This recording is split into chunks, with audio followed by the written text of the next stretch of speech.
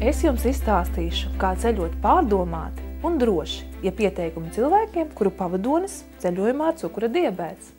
Katrs ceļojums sākas ar plānošanu.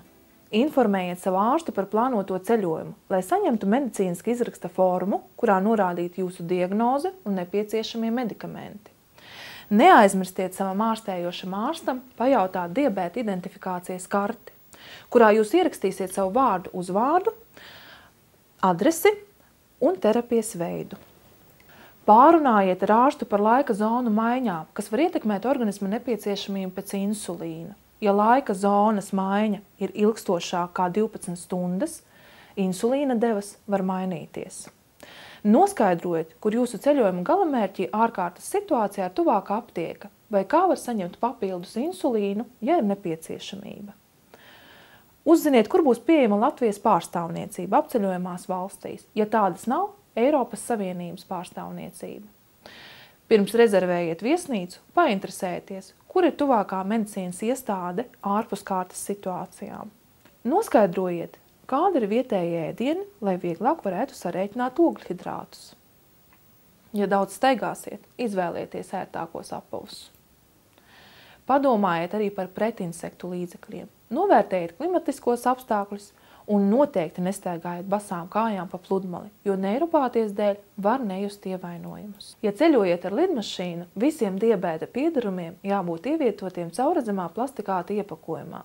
Reģistrācijas un lidojuma apkalpes komandai jābūt informētai par diabēta piedarumu un pārtikas dzērienu nepieciešamību. Ceļojuma laikā nepieciešamie medikamenti līdzi jāņem dubultā daudzumā, jo iespējams gadās neparedzamas situācijas, piemēram, blakus saslimšana vai aizkavēšanās ceļojumā. Lidmašīnā līdzi atļauts ienest 50 ml insulīna. Tas ir aptuveni 16 pilnšķirces. Pārējais insulīna daudzums rūpīgi jāiepako nododamajā bagāžā.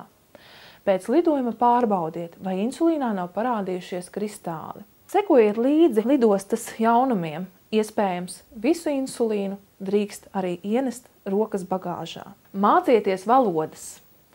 Piemēram, man ir diabēts, kur ir slimnīca, kur ir aptieka. Netaupiet naudu uz ceļojuma apdrošināšanas rēķina. Izvairieties no nevārīta ūdens lietošanas eksotiskās valstīs, jo tas var provocēt blakus saslimšanas. Nesājiet līdzi mitrās salvetes un roku dezinfekcijas līdzekli, kā arī neaizmirstiet nesāt līdzi uzkodas un glikozes tabletes hipoglikēmijai, jeb zema cukura līmeņa profilaksei. Sabiedrības veselības aģentūras mājaslapā sadaļā Ceļotāja veselība ir Pasaules veselības organizācijas informatīvais materiāls par ceļotāju veselības un drošības jautājumiem. Šeit jūs atradīsiet arī atbildes par riskiem ceļotāju veselībai un ieteicamiem piesardzības pasākumiem, medicīnisko konsultāciju pirms došanās ceļā, ceļojuma aptieciņas piedarumiem, apdrošināšanu, kā arī vides riskiem, par ceļošanu ar aviotransportu, laika zonu maiņām, kā arī infekciju slimību profilaksi. Veiksmīgu ceļojumu!